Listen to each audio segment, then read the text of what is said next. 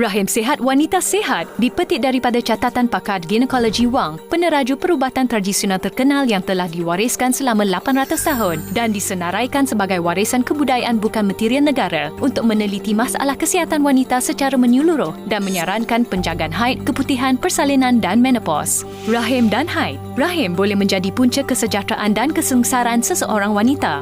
Darah rahim jika beredar dengan lancar turut menjamin kesihatan jasmaninya. Seseorang wanita akan mengalami sebanyak 500 kali edaran haid dan ovulasi sepanjang hayatnya dan pengambilan kerap makanan sejuk, mentah, hancing dan pedas serta rutin kehidupan yang tidak menentu akan mengganggu fisiologikal badan dan mengakibatkan haid tidak teratur. Fungsi kitaran haid adalah untuk menyuburkan dan membersihkan rahim dengan menyingkirkan sisa bahan yang terkumpul selama 28 hari dalam tempoh seminggu. Proses ini membekalkan rahim dengan darah baharu, memperbaharui dinding dalaman rahim dan menyediakannya untuk peringkat ovulasi seterusnya. Oleh itu, kitaran haid tidak harus dipandang remeh. Wanita yang sihat dicirikan dengan kitaran haid yang tetap, warna dan aliran darah yang normal dan tiada sebarang ketidakselesaan semasa datang haid. Senggugut merupakan tanda peredaran darah yang tidak lancar dan merupakan isyarat kecemasan daripada rahim. Seperti yang dilaporkan oleh pelbagai liputan akhbar, haid yang tidak teratur mungkin merupakan tanda awal penyakit ovari. Rahim sihat, wanita sihat juga mencatatkan bahawa seseorang wanita yang sering menghadapi masalah haid lewat atau awal,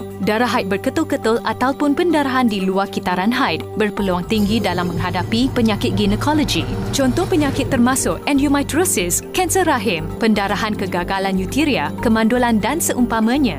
Berbeza dengan haid, keputihan akan berlangsung sepanjang hidup seseorang wanita. Lelehan lendir ini membawa fungsi pelinciran dan pembersihan dan merupakan sejenis alternatif pelarasan dan penyah-toksikan semula jadi badan. Jika haid digambarkan sebagai gotong royong, keputihan pula setara dengan kerja pembersihan yang biasa. Keputihan yang sederhana mencerminkan kesihatan badan yang baik. Pengeluaran keputihan yang amat sedikit menandakan kekeringan vagina. Keputihan yang berwarna kekuningan menandakan badan terlalu panas dan lembap. Manakala keputihan yang berbau pula adalah mekanisme semula jadi badan untuk menyingkirkan kelembapan dan penyah toksikan. Persalinan. Selain melahirkan zuriat, tempoh berpantang juga merupakan tempoh terbaik kaum wanita untuk memperbaiki tahap kesihatannya. Setiap wanita mengalami perubahan yang amat ketara semasa mengandung dan selepas bersalin.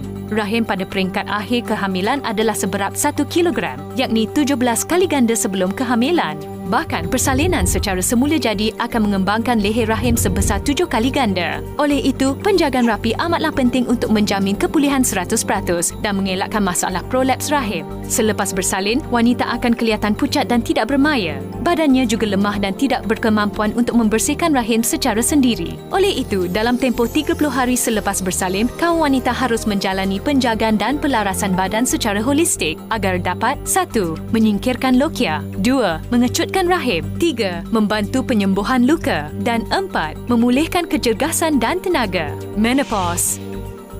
Lazimnya, menopause akan berlaku sekitar umur 50 tahun. Namun, terdapat juga wanita yang mengalaminya pada umur 60 tahun kerana mereka menjaga rahim sejak muda lagi. Menopause merujuk kepada keadaan yang mana sebelum haid berhenti, fungsi ovary merosot dan rembesan hormon berkurangan. Lantas, menyebabkan dinding faraj menjadi nipis dan metabolisme sel terjejas. Oleh itu, kemampuan untuk menangguhkan menopause dan meringankan sebarang sindrom susulan amat kritikal kepada kesihatan wanita. Bagaimana untuk menjaga rahim dan ovary kita? Kami mengesyorkan rumusan penjagaan yang diguna sepanjang 15 tahun dan amat digemari oleh wanita. Rumusan ini dimanfaatkan oleh 6 jenis ubat tradisional Cina termasuk 1. Salvia, membantu menyingkirkan darah beku. 2. Herba leonori, membantu mengecutkan rahim. 3. Angelica sinensis, memperkaya darah. 4. Astragalus, membantu memulih tenaga dan kecergasan. 5. Patrinia, menyatoksik dan mengurangkan haba patogenik, membantu memperbaiki keputihan yang berwarna kekuningan. 6. Codonopsis, membantu menambah tenaga dalam limpa dan perut. Rumusan ini adalah manifestasi ilmu penjagaan rahim yang terpelihara di China sepanjang 800 tahun dan mempunyai pengesahan klinikal. Wanita biasa. 1. Membantu memperbaiki peredaran darah rahim dan meningkatkan kecergasan setinggi 94.59%. 2. Membantu memperbaiki kelesuan, anemia dan gejala fisiologi wanita. 3. Membantu menghasiati ovari dan pemulihan rahim. Wanita selepas bersalin. 1. Membantu membaiki fungsi menyeluruh rahim sehingga 92.48%. 2. Membantu meningkatkan sel darah merah dan hemoglobin selepas bersalin. Haid, keputihan dan persalinan sememangnya sumber hidup seorang wanita. Badan bermain dan bertenaga, hindari pelbagai penyakit, nikmati hidup bahagia sejahtera.